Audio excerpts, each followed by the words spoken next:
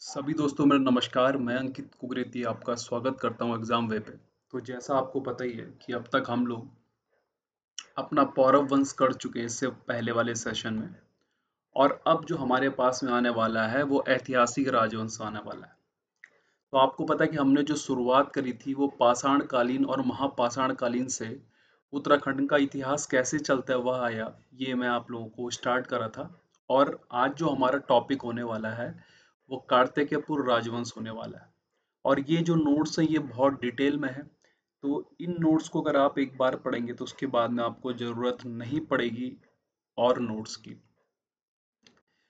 इसकी जो पीडीएफ है वो मैं टेलीग्राम पे आप लोगों को अवेलेबल करवा देता हूँ, है ना। तो आज का जो हमारा टॉपिक है वो कार्तिकेयपुर राजवंश है, जो कि जिसके कि आज हम परिवार के बारे में पढ़ने वाले हैं कि कार्तिकेयपुर राजवंश में कितने परिवार थे और उन परिवारों के बारे में जो डिटेल है हम वो पढ़ने वाले हैं। तो ये कहा जाता है कि जो कार्तिकेयपुर राजवंश है ये इसको कत्यूरी राजवंश भी कहा जाता है। क्या कहा जाता है? कत्यूरी। कत्यूरी राजवंश इसने 700 ईस्वी से लगभग 1050 ईस्वी तक क्या करा? शासन करा। क्या करा? 1050 ईस्वी तक शासन करा। और ये कहा जाता है कि ये मध्य हिमालय का पहला क्या था? ऐतिहासिक राजवंश था। ऐतिहासिक करें तो जिसके इतिहास के बारे में हमको जानकारी मिलती है, जिसकी लेखन शैली हम लोग पढ़ सकते हैं, है ना, तो उसको हम क्या बोलते हैं? ऐतिहासिक राजवंश बोलते हैं। अब इसके प्रथम 3 परिवार के 14 नरेशों ने, मतलब इसमें जो शुरुआत के 3 परिवार थे उसके जो 14 नरेशों ने 300 सालों तक क्या करा? शासन करा। 300 सालों तक शासन करा। कहाँ? मध्य हिमालय में। और ये कहा जाता है कि इनकी जो प्रारंभिक राजधानी है, इनकी जो प्रारंभिक राजधानी है वो क्या है? कार्तिकेयपुर थी। क्या थी भाई? कार्तिकेयपुर। वहीं से इसका नाम कार्तिकेयपुर राजवंश पड़ा। जो कार्तिकेयपुर जो है जो सिमट के क्या है भाई? दक्षिण में स्थित है। ठीक है। जबकि दूसरी राजधानी जो थी इनकी, दूसरी राजधानी अल्मोड़ा के कत्यूर घाटी में बैजनाथ, कहाँ? बैजनाथ के पास पास थी, के पास वैद्यनाथ और कार्तिकेयपुर नामक क्या थी? जगह में थी, है ना। तो कत्यूर घाटी के बैजनाथ में थी, के पास वैद्यनाथ और कार्तिकेयपुर में था। अभी तक 9 अभिलेख प्राप्त हो चुके हैं। मतलब इस कत्यूरी राजवंश कहूँ या कार्तिकेयपुरी राजवंश बोलूं, इनके अब तक 9 अभिलेख प्राप्त हो चुके हैं, जिसकी लिपि क्या थी? कुटिला। ये प्रीवियस ईयर पेपर में भी आपके पूछा जा चुका है। तो दूसरी राजधानी, प्रथम राजधानी आपने पढ़ लिया और 9 अभिलेख था। इन अभिलेख की जो लिपि थी वो क्या थी? कुटिला थी। अब ताम्रपत्र और शिलालेख जो थे इसके, वो बागेश्वर, पांडुकेश्वर, कंडारा, बैजनाथ और चंपावत से प्राप्त हुए। तो कार्तिकेयपुर राजवंश के जो ताम्रपत्र या शिलालेख आप लोगों को देखने को मिलेंगे वो बागेश्वर से, पांडुकेश्वर से और कंडारा और बैजनाथ और चंपावत से। और जो यहाँ पे ये तस्वीर दिख रही है पांडुकेश्वर ताम्रपत्र की है। किसकी है? पांडुकेश्वर ताम्रपत्र की। तो इसके जो राजा थे, 3 राजाओं के बारे में पता चला है। जैसे कि इसका एक राजा था ललित सूर्यदेव। कौन? ललित सूर्यदेव। तो इसके बारे में जो जानकारी मिलती है वो कहाँ से मिलती है? पांडुकेश्वर ताम्रपत्र से। तो आपसे ये पूछा रहेगा कि जो पांडुकेश्वर ताम्रपत्र है वो किससे संबंधित है? तो किससे है? कार्तिकेयपुर राजवंश के ललित सूर्यदेव से। किससे संबंधित है? ललित सूर्यदेव से। वहीं वो कहेगा कि जो बागेश्वर अभिलेख है, बागेश्वर शिलालेख है जो, वो किससे संबंधित है? तो वो है भूदेव से, है ना, इसी राजवंश के जो राजा थे। और बालेश्वर मंदिर जो आपका चंपावत में है, उसका जो ताम्रपत्र है वो किससे संबंधित है? देसठ देव से। किससे संबंधित है? देसठ देव से। अब इतिहासकार आपको पता है एटिंगशन थे, है ना, जिनकी हमें किताबें पढ़ने को मिलती है। उन्होंने ही सर्वप्रथम इस कार्तिकेयपुर राजवंश के लिए क्या शब्द प्रयोग करा भाई? कत्यूरी शब्द। तो वहीं से इसको कत्यूरी राजवंश बोला जाने लगा। कनिंगम के अनुसार कत्यूरी राजाओं की राजधानी लखनपुर, मतलब कनिंगम ने कहा कि इन कत्यूरियों की जो राजधानी थी वो लखनपुर, जो रामगंगा के तट पर स्थित है। इसका जिक्र जो है वेन सांग ने भी अपनी किताबों में करा है भाई। 7वीं सदी के कत्यूरी राजाओं की शीतकालीन राजधानी जो थी वो क्या थी? ढिकुली थी। क्या थी? ढिकुली। रामनगर साइड पड़ती है ना। और इसको बोला जाता है गाने वाला भड़। क्या दूसरा नाम क्या बोला जाता है ढिकुली को? गाने वाला भड़। अब वहीं जो हमारे इतिहासकार थे उत्तरांचल के बद्रीदत्त पांडे साहब, उन्होंने कार्तिकेयपुर का प्राचीन नाम क्या बोला? कबीरपुर। तो ये आपको ध्यान रखना है कि एटिंगसन ने तो क्या कहा? कत्यूरी, लेकिन बद्रीदत्त पांडे ने क्या कहा भाई? कबीरपुर। क्या बोला? कबीरपुर। अब हम इसके प्रथम परिवार के बारे में पढ़ने वाले हैं। तो इसके प्रथम परिवार के जो संस्थापक थे वो थे बसंत देव। कौन थे? बसंत देव, जिन्होंने एक उपाधि ग्रहण कर रखी थी, परम भट्टारक महाराजाधिराज परमेश्वर। किसकी कर रखी थी? परम भट्टारक महाराजाधिराज परमेश्वर। और यही आपको पता, पौरव वंश के कुछ राजाओं ने भी क्या करा था? इस उपाधि को ग्रहण करा था। अब जोशीमठ में जो नरसिंह मंदिर है, आप जो कभी गए होंगे, तो उसका निर्माण भी किसने करा था? आपके बसंत देव ने। इसके बाद जो है खरपर देव शासक बना, जिसकी पत्नी कौन थी? कल्याण देवी। क्या थी? जिसकी पत्नी कल्याण देवी भाई। तो प्रथम परिवार का संस्थापक बसंत देव था। परम भट्टारक की इसने उपाधि ली, नरसिंह मंदिर बनाया। दूसरा राजा खरपर देव था, जिसकी पत्नी कल्याण क्या थी? देवी थी। अब बोला जाता है कि जो खरपड़ देव था, जो खरपड़ देव था आपका, वो कन्नौज के राजा यशोवर्मन के क्या थे? समकालीन थे। यशोवर्मन के क्या थे? समकालीन थे। पुत्र कल्याण राज, इनका पुत्र का नाम क्या था? कल्याण राज, जिसकी पत्नी कौन थी? महारानी लद्दा देवी। क्या थी? महारानी लद्दा देवी। किसकी? इनके जो पुत्र था कल्याण राज। अब बागेश्वर लेख के अनुसार अंतिम शासक जो था इस परिवार का, वो कौन था? त्रिभुवन राज। कौन था? त्रिभुवन राज। और इसने भी कौन सी उपाधि ली थी भाई? परम भट्टारक उपाधि ली थी।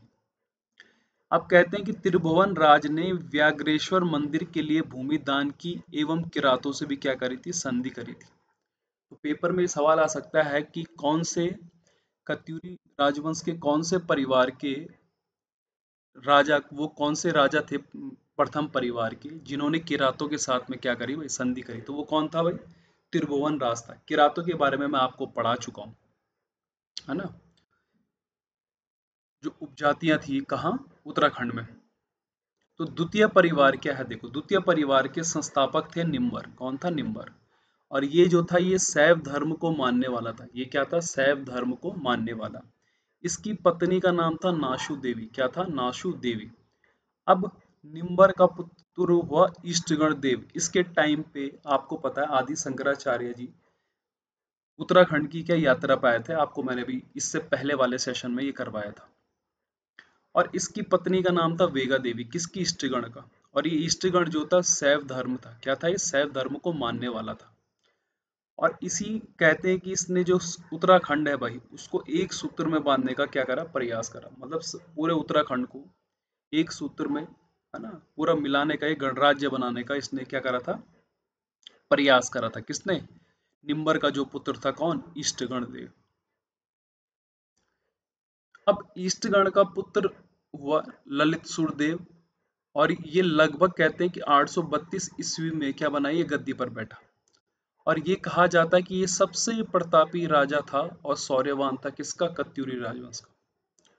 और इसी के सर्वाधिक हमको क्या मिले हैं? ताम्रपात्र। किसके? ललित सुर देव के। और इसकी दो पत्नियां थी। पहली कौन? लया देवी।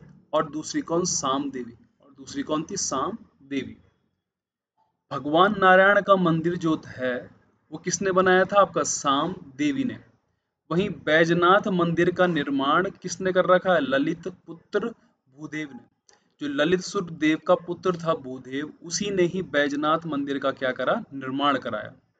और ये कहा जाता है कि भूदेव जो था बौद्ध धर्म का क्या था? विरोधी था। क्योंकि आपको पता ही है कि शैव धर्म को मानने वाले थे कत्यूरी राजवंश के। और इसको बागेश्वर शिला लेख में इसको एक उपाधि दी गई है। क्या बोला गया इसमें?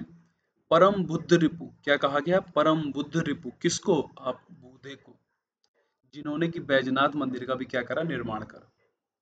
अब तृतीय परिवार आता है। तो तृतीय परिवार को सल्लोड़ादित्य वंश भी कहा जाता है। क्या कहा जाता है? सल्लोड़ादित्य वंश। और इसकी जो स्थापना थी वो किसने करी? इच्छड़ देव ने। किसने करी भाई? इच्छड़ देव ने। और इस इच्छड़ देव के दो ताम्र पात्र मिलते हैं हमको, एक बालेश्वर में और दूसरा कहाँ? पांडुकेश्वर के ताम्रपात्र में हमको ये जानकारी मिलती है। इच्छड़ देव की जो पत्नी है वो कौन थी भाई? सिंधु देवी। कौन थी? सिंधु देवी। इसके बाद जो राजा है, किसके बाद में? इच्छड़ देव के बाद में वो आए देसत देव और पदम देव।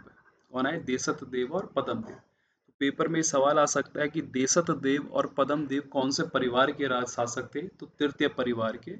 और वो तृतीय परिवार कौन था आपका? सलोड़ादित्य वंश।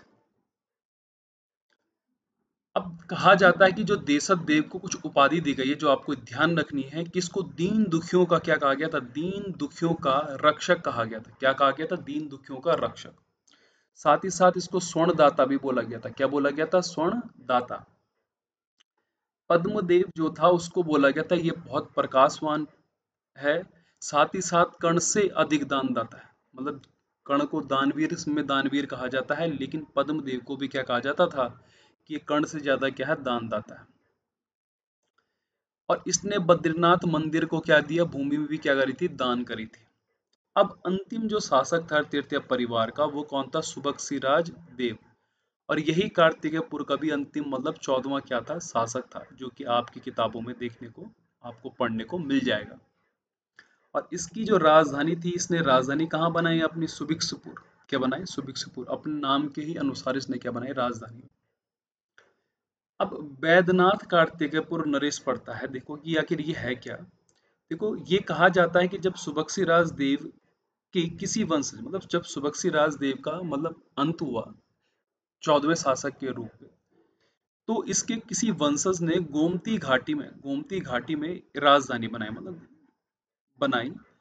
और जिसका कि हमको बैजनाथ लेखों में मिलता है, क्या पड़ती है? बैद्यनाथ कार्तिकेयपुर नामक क्या जगह का कुछ पता चलता है भाई कि वहां पे इसके किसी वंशज ने राजधानी बनाई थी। और इसको चतुर्थ परिवार या पाल वंश बोला गया, क्योंकि पाल वंश इसलिए बोला गया क्योंकि इसके पीछे क्या लगा हुआ था? इसके राज्यों के पीछे पाल लगा हुआ था। तो जो ये बैजनाथ लेक में शासक के नाम मिले, लखन पाल देव, इंद्रपाल देव और त्रिभुवन पाल देव, इसी के अकॉर्डिंग क्या हुआ भाई? इसको पाल वंश बोला गया और साथ ही साथ चतुर्थ परिवार भी बोला गया। तो आपसे अगर बोला जाए कि चतुर्थ परिवार को और किस नाम से जाना जाता है, तो पाल वंश के नाम से। और ये कहा जाता है कि ये गोमती घाटी में क्या थी? इनकी राजधानी थी। और जो इसके राजा हुए थे उनके नाम क्या थे? लखनपाल, इंद्रपाल और क्या? त्रिभुवनपाल। अब इसके बाद में जो हमारा आएगा अगला सेशन आएगा, उसमें हम कत्यूरी राजवंश को पूरा पढ़ देंगे, उसके प्रशासन के बारे में, उनके राजस्व का स्रोत क्या था, किस तरह से वो शासन करते थे। ये सब चीज हम इसके सेशन के बाद पढ़ेंगे। तो आज के लिए इतना ही। उम्मीद है आपको ये सेशन पसंद आया होगा। अगर ये सेशन पसंद आया तो चैनल को सब्सक्राइब जरूर करिएगा और साथ ही साथ इसको शेयर भी करिएगा।